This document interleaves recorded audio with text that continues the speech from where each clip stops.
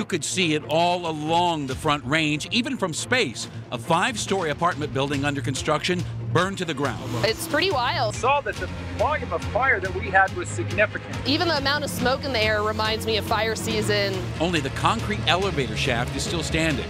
Jeez, did you see how high that was? Oh my gosh!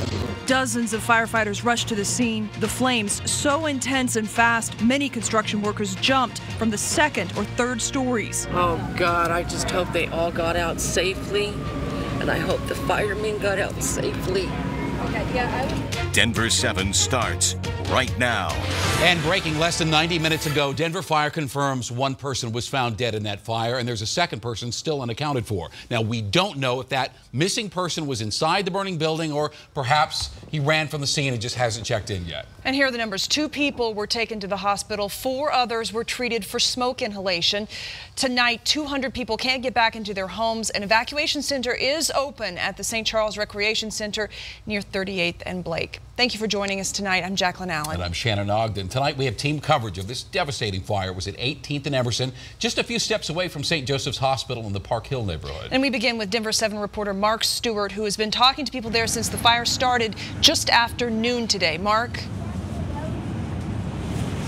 And Jacqueline, since we last talked to you at 5, we have moved here to 18th and Emerson. This is where the fire broke out. This is the heart of Uptown, and for the moment, it is off limits. People who live here just want some stability. This was a very scary afternoon. A black cloud quickly erupting from the city's skyline.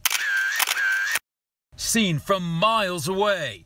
A construction site in Denver's Uptown. 80 apartments being built, scheduled to open later this year. Now just a pile of burnt wood. Around the building, dozens of cars on the street getting wrapped up in the flames. And people scurrying for safety as the sound of explosions filled the air. Some workers inside jumping for their lives. I actually heard a big boom, and then all of a sudden our power went out. Almost like a crash or something. An inferno felt by this man who owns property in the neighborhood. It came out on the porch, and the heat from the fire, even at that distance, was almost unbearable. We got close enough that the water was kicking back and spritzing us, and so we were right at the edge of the scene. At times, the scene was unstable. People were told to leave, the only way firefighters could guarantee their safety. We saw roadblocks and told of power outages near 18th and Emerson as people young and old lined the streets waiting for an all clear. Some businesses nearby were forced to close, with so many people asking, is everyone okay? Everyone on Emerson Street, walk back to 17th Avenue. It's pretty wild. Again, this is the closest we've been able to get all day long, and as you can see, that construction site, it just looks like a frame, an empty house, just a wooden structure struggling to stand tall. People in this neighborhood are dealing with power outages. Many people are dealing with damage to their homes. If you can avoid Uptown tonight, do so, because there are still a number of road closures in place. We're live in Uptown tonight. Mark Stewart, Denver 7. Thanks, Martin. And take a look at this. One of our web producers found these embers on the ground several blocks away from the site of the fire. He says they are scattered all over the Capitol Hill neighborhood. And at least 40 cars were burned in that blaze, many of them just a total loss. Look at these photos posted by the Denver Police Department. And tonight, the embers continue to smolder, and firefighters continue to search for the people who have gone missing. But firefighters are also focused on a 2-part investigation. How did this fire start, and why did this fire start? Denver 7's chief investigative reporter Tony Kovaleski, you called several sources, did some digging. What did you learn about this? Well, Shannon, Jacqueline, we have spent the afternoon digging into the history of the builder, the developer, and looking into questions fire investigators are trying to get answered right now. The city has confirmed the structure was inspected on Monday, and there were no issues at that time. The developer is, and let me tell you more about him, Alante Properties out of Greenwood Village, and the builder is Vertex. Now, here's what we found out. Vertex is in Frederick.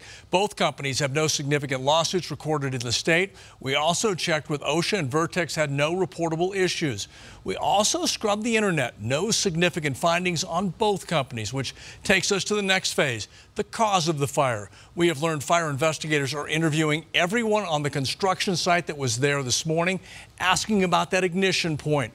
Early information is it started on the 3rd floor, and we also talked with an expert from the National Fire Protection Association about the standard investigation. When we see these fires, that tend to, really get out of control pretty quickly, the two culprits either tend to be what we call, again, that hot work operation, which could involve something like welding.